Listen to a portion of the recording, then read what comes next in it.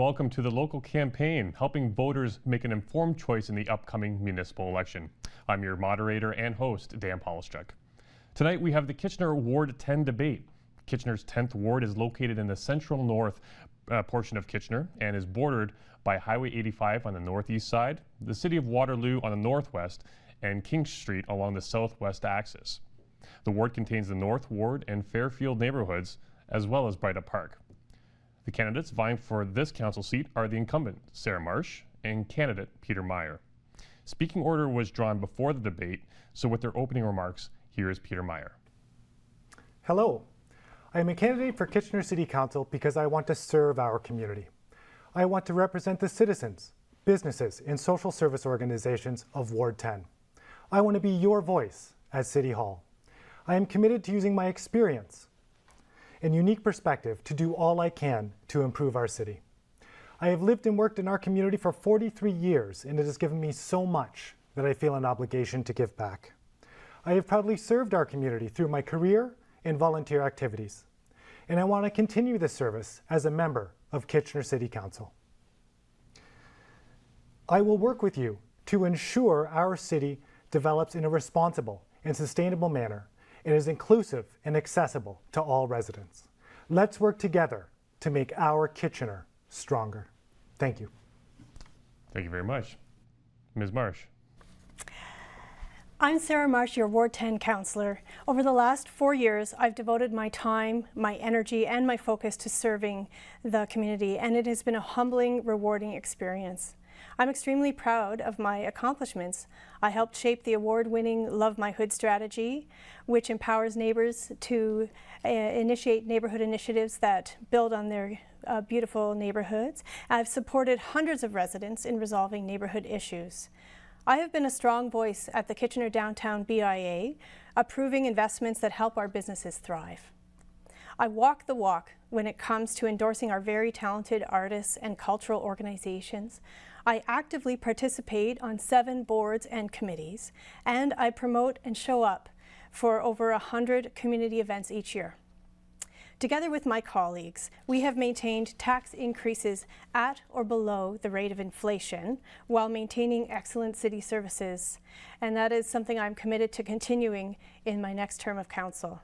I have grown in the role over these last 4 years, and I have a fulsome understanding of how to make change, when to push for outside-of-the-box solutions, and when to try to see decisions from a new perspective. And we still have a lot to do. Over the next 4 years, my vision for Kitchener is smart growth in a compassionate community with accountable, transparent government. With the uncertainty about how our provincial government's new decisions will affect municipalities, now more than ever, we need a strong, experienced voice at the table, especially in the downtown core, where we face some complex issues. I look forward to bringing my leadership experience to working alongside the residents of Ward 10 and the hundreds of community partners I've developed over time. I'm asking for your support. I'm asking for your vote on October 22nd to ensure we stay the course for a strong, healthy Kitchener. Thank you both for those introductions. Now, to start the question and answer portion of the debate, we turn it to Greater Kitchener-Waterloo Chamber of Commerce Vice President Art Sinclair. What are your skills and experience that you think will make you an effective municipal elected official? Well, for starters, I am a hard-working, dedicated individual who is committed to consensus building. I am as comfortable working alongside a high-power executive on a trade mission from Europe or the Indian ambassador to Canada for chai tea as I am discussing poverty issues with a street-involved person at the working center or for lunch at St. John's Kitchen. I'm also very comfortable working with all ages, from seniors to youth, telling me what needs to change in their community to make it better. Recently, I had a conversation about what it takes to be a good counselor with a local journalist who wrote an article about the topic, and I truly believe that coming into the role means being able to maintain a positive working relationship with your colleagues. Even though I don't always agree with my colleagues, I'm proud to say that I have earned their trust and respect. Ideally, when all of council is listening and building on ideas that come from the community, staff, and colleagues, we come to better decisions that any one person could not have arrived at on their own. So in a nutshell, I feel that my experience and my leadership skills and my consensus building style of leadership is what will be the key to success. Peter, your response to Art's question. Thank you. I've spent the last 15 years investing my time and energy in supporting our community through a number of organizations, including the Multicultural Center, the KW Community Foundation, Junior Achievement in Waterloo Region, and I currently work at United Way. This experience in the social profit sector has really provided me with a unique perspective and understanding about some of the social challenges going on in our community. And it really is my goal to address some of these challenges. I think for too long we have left these challenges unresolved, and we need to take steps to manage them properly and make sure positive change happens in our community. I have led a number of boards, a number of committees. I have leadership experience inside my office as well as outside. I support residents. I am open to sitting down with folks and hearing their concerns. I listen actively in my role at United Way, but also when I'm meeting with residents on the campaign period. And it is really my focus to understand what is important to them and how I can support their needs. I am reliable, I am honest, and I have resolve. And I will not do anything that is against what residents or the city believe in or to the benefit of. Thank you.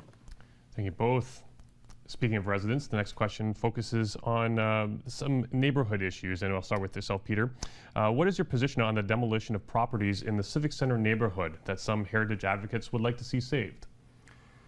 That's a great question, and this is something that is a real challenge in Ward 10. Development is certainly one of the key issues that we're seeing. I grew up on Brubaker Street in one of those older neighborhoods, and it has such a charm to it. There's such a history there. And I can really understand why residents are concerned about losing that heritage, that culture of those neighborhoods. I think that the city needs to develop in a smart way. We need to make sure that we're scaling up to larger heights. We're not going from a 2-story home to an 18-story building. We need to make sure that we're adhering to the bylaws and the policies and legislation that's in place, that we're following that. We need to make the development process equitable, not only for the builder with high density units, but also for a homeowner who's just looking to put on an extension or a garage onto their property. As mentioned, this is going to be a real challenge. I think we need to take a look at getting some different solutions. We definitely need to be open and engaging with residents to understand their concerns. Again, growing up in one of these historic, charming cultural neighborhoods, I personally do not want to see these lovely homes demolished and larger high-density units in its place. Sarah, your thoughts? Yes, I support heritage preservation, and I am very proud of our 4 heritage districts in the City of Kitchener. I have supported recommendations of our Heritage Kitchener Volunteer Committee and Heritage Planning staff to do as much heritage preservation as we can. I'm also very proud of our Cultural Heritage Landscapes document, which does focus on that neighborhood, the Old Berlin Town, as well as several neighborhoods that aren't even heritage districts yet at all, but that do contain the properties that we want to preserve in our community. So I really am keen on preservation. Now, that being said, when I was attending the Heritage Kitchener Committee meeting where this topic was addressed, and it hasn't been resolved as yet, one of the potential solutions that a member of that Heritage District brought forward was, hey, how about if we save the one property that is most of interest, and potentially find a way to rejig the proposed development. I have seen the proposed development in detail, and it is a beautiful potential property, and it is only 5 stories high, and so it's something that I think could potentially fit, but I also am very concerned about losing any more heritage properties. So it's going to be a tough issue to resolve, and I think it's important that we take the time to discuss this at length with the developer and with the community members who are going to be affected. Thank you both. For our next question, we turn our attention again to Art Sinclair. Will you support increasing property taxes to pay for service delivery? Secondly, do you support increasing business property taxes and maintaining residential at their current level? For this question, we'll begin with yourself, Sarah Marsh. Thank you. I am very proud. Now, Kitchener needs to be affordable for every resident and for every business owner to be able to thrive. Municipalities are in a difficult position right now because from all different upper tiers of government, the budgets are being slashed, and for us to be able to pick up the pieces where they have left them. And so it is something that I feel is super important for us to maintain a tax increase at or below the rate of inflation. I am for making sure that we don't slash taxes as well, because we know that through our Envirodic study that we conduct every 4 years, we see that residents want us to maintain the level of services that we provide, the excellent services that we provide, and to increase our taxes at the rate of inflation. In terms of the second part of the question, I believe it was, am I in favor of increasing business taxes to allow residential taxes to stay the same? I haven't looked at that in close detail. I would have to look further at that. I really don't think that it is wise for us to make small businesses take the heat for making sure that all of our community thrives. So that would be something that I would be very cautious about, and I would definitely need to look into that further. Peter, your views? I certainly support increases in taxation. I think many residents understand that that's how we pay for many of the vital services that we have in our city. I certainly think that an increase in taxation should definitely be kept in line with inflation.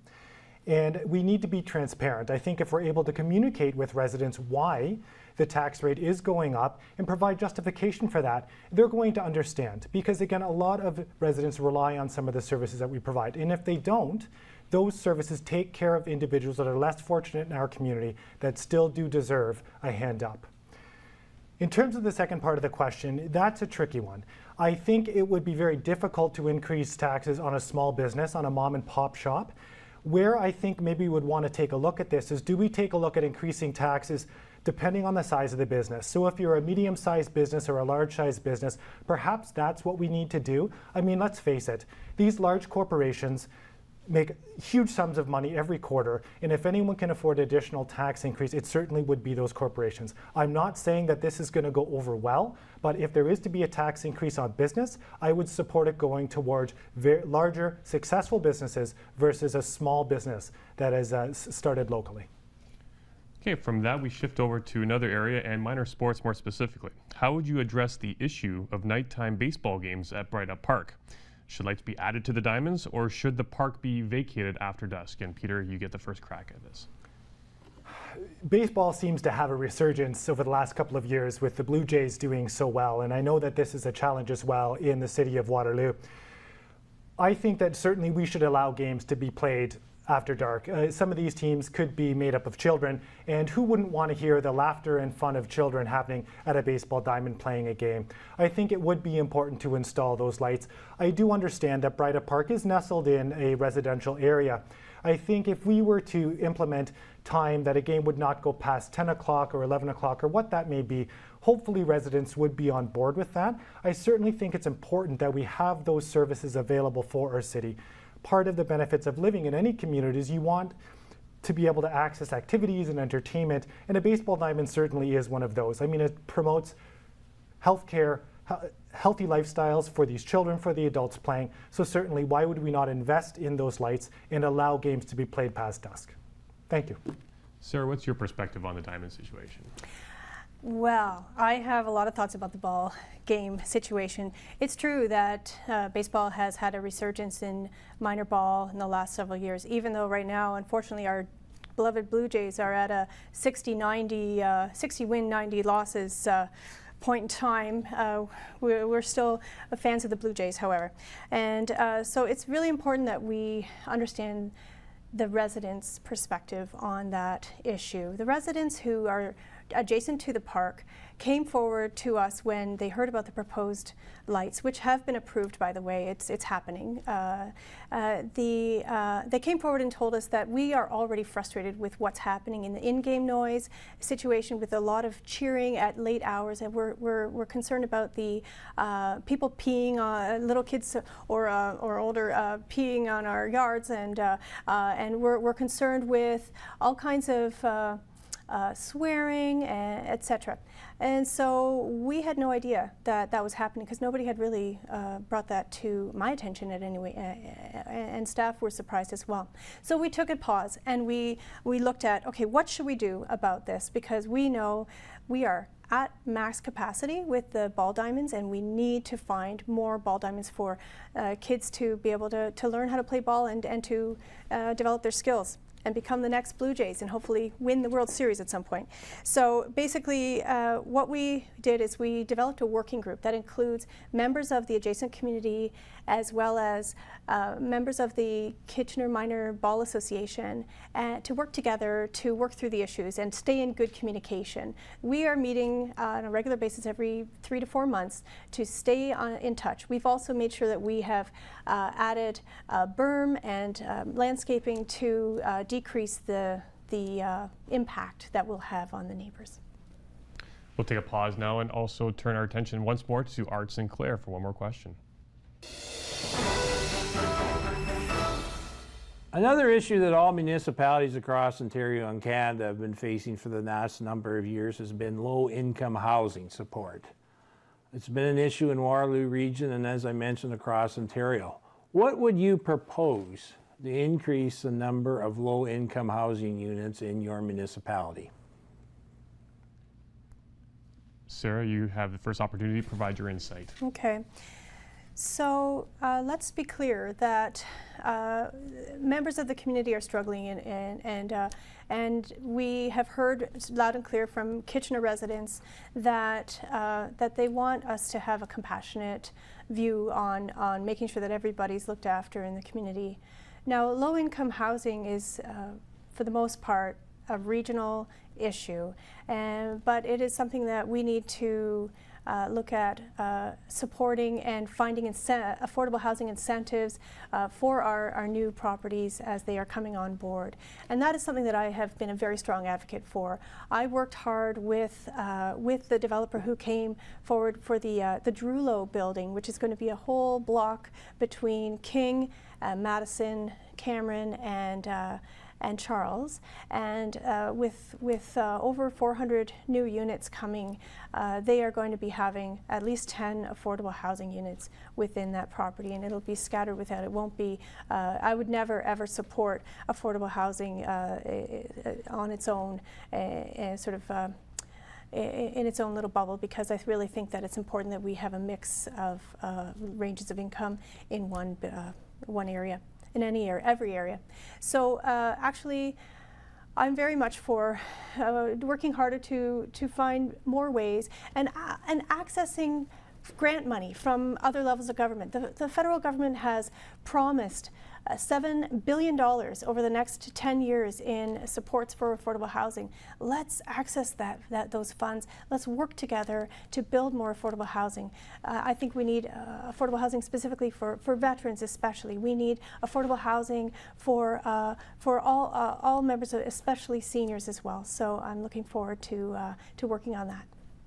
Thank you, Sarah. Peter. This is another one of the key issues, not only in Ward 10, but that's facing our city and region. I would like to see us address this in a number of ways. First of all, I think that for too long, our leadership locally at the city level, but also regionally, has been keenly aware of this problem. The wait list for affordable housing is 4,200 names. That's astonishing, and it grows each year. And we see this and hear this through our work at United Way. I think we have an opportunity with the deluge of development that's happening not only in downtown, but also across the city, to, with the stroke of a pen, implement legislation that would mandate that X number of units, either a percentage of units or a set number of units, are designated as affordable housing. But let me be clear. We have to differentiate between subsidized housing, which is incredibly important, and we need to certainly expand that. Affordable housing, what it means is that your rent would not be more than 32% of your income. And this 32% is actually used by banks when you go in to get a mortgage. That's what affordable means, geared to income in a sense. We need to make sure that we have legislation in place. I have spoken to local developers and I said, what did you think about the news article that ran about Drulo providing affordable housing units? Their response was, Peter, it's just not mandated yet. What that told me is there are developers working in our city and region that would be open to supporting this if the legislation existed. And I think it's so important now that our government takes the right step to put legislation in place to mandate affordable housing. Sarah, you have 30 seconds to provide a rebuttal. Yeah, so what Peter would have us believe is that by the stroke of a pen, the region and or the city of Kitchener could just change the legislation. Well, it's not that simple whatsoever. It's actually a provincially mandated rule. We've been waiting for more capacity within the municipal government to do more legislation, to increase the requirements for affordable housing, and we just don't have the teeth to be able to do that. So I would love to be able to do that, and give me the pen the moment I can. Well, we've got to move on to the next topic at hand here, and it's going to focus on transportation. And what is your vision specifically for the transportation, for the future of transportation in Kitchener? And the second part of the question, does anything need to be done to make Kitchener a more cycling-friendly city? So we'll begin with yourself, Peter. I'm looking forward to when we see the trains fully operational for the LRT. I think we need to really start focusing now on how we're going to best market it and promote its use. I think we also need to do as much as we can to get cars off the road. One example would be to limit the size of parking garages that are being put in place. We had this issue come up with Bright Up Block 3 development, where the parking garage will be able to accommodate 600 cars, which seems incredibly strange because it's right across the road from the LRT tracks. So certainly we need to put a push on using public transit, but that system has to be efficient and convenient for people to want to use it. So that, along with our bus system, we need to make our cities pedestrian friendly. And to a degree they already are, but I think improvement is always an opportunity, right? We can always improve on how accessible our streets are for pedestrians. In terms of the cycling plan, this is an interesting one. I walked with members of Cycle Waterloo Region, and we walked through predominantly Ward 9, but Ward 10 as well, and took a look at the cycling infrastructure that's currently in place in the city of Kitchener. And while there's an overall plan, there's not a plan that connects regional roads equally versus city roads. So we're all doing something in piecemeal. And I think we're at a point now where we really need to have an overarching regional plan, and then the cities, Waterloo and Kitchener, feed into that as well. What cyclists are really craving is dedicated north-south and east-west lines with bicycle lanes. I think we can certainly do that. The other thing we need is education, so residents and drivers are aware about what each cycling infrastructure means. Just a line on the road, a wider margin at the curb, does not mean it's a bike lane. You have to look for the specific marker. And then there's the bike boxes. A lot of folks don't know how to use those either, or will park right in there. So we need to provide some education around the cycling infrastructure, as well as make it a little bit more effective. Thank you. Sarah, an opportunity to provide your perspective. Can you just repeat the question, because it was a multiple? Absolutely. So the first part of it is, what is your vision for the future of transportation in Kitchener? And the second part of it, does anything need to be done to make Kitchener a more cycling-friendly city? Thank you. Thank you for that question. I actually have thought a lot about this one. So the future of transportation in Kitchener, I'm actually very excited about that, because finally the LRT will eventually run, and when it begins, that will just be the beginning of an opportunity for us to find better routes for the buses to connect into that main arterial route for the LRT.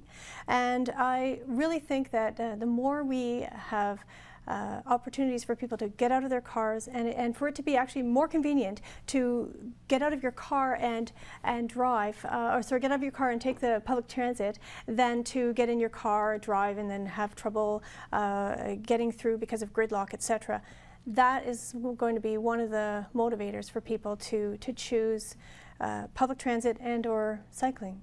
Now, as an avid cyclist myself, I am very much in favor of increasing the budget for active transportation opportunities.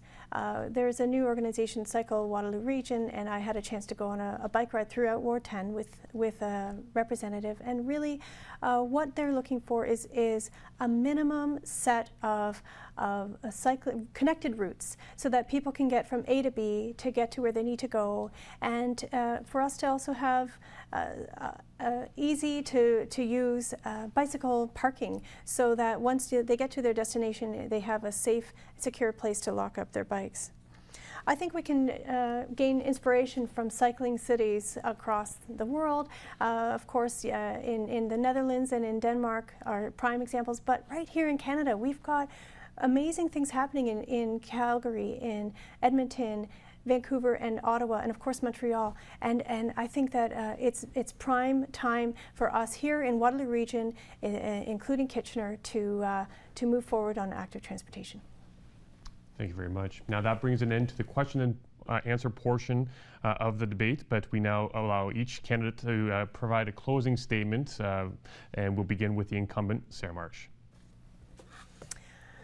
Over the next term of council, I will listen, lobby, and lead for downtown residents, organizations, and businesses as we focus on three main areas. The first main area is smart growth. Let's embrace best practices in urban design. Let's invest in active transportation options, and let's improve our development processes so that residents are informed and engaged along the way. Most importantly, let's find ways to ensure council-approved planning recommendations such as the REENS study and the parts planning studies are finalized and more quickly embedded in our zoning bylaw. Second priority for me is vibrant and compassionate community. Kitchener's economy is strong and our downtown is in a renaissance period. Let's build on our success, and in the process, let's ensure no citizen is left behind, regardless of income or abilities. Let's also build on the successes of our Love My Hood strategy and our newly minted Civic Innovation Lab, where we are leaders in building solutions for municipalities using cutting-edge technology. My third priority is accountable, transparent government. I have strongly supported our open data policy, and we need to take it to the next level to ensure data is easily searchable and presented in consumable forms. We need to stay in touch with the community's priorities, and we need to be accountable to them. We need a strong urban voice on council, not just for economic development and business development, but for the residents that call downtown their home. I am that voice, and I will be truly honored to continue serving for the next term of council. I'm asking for your support and for your vote on October 22nd to ensure that we stay on course for a stronger, healthy Kitchener. Thank you, Sarah. Now with his closing statement, candidate Peter Meyer. I am a leader, community builder, partner, and father. I am responsive, passionate, honest, and above all, resolute. I will not support initiatives or programs that are not in favor of residents or our city. I have been and always will be an independent voice, putting the concerns of residents first. I pledge to serve and support all Ward 10 residents. I am ready for this challenge, and I'm excited to work with you to create even better neighborhoods and community. I encourage you to vote for change. Vote for Peter Meyer on October 22nd. Let me be your voice at City Hall. Together, we will make our Kitchener stronger.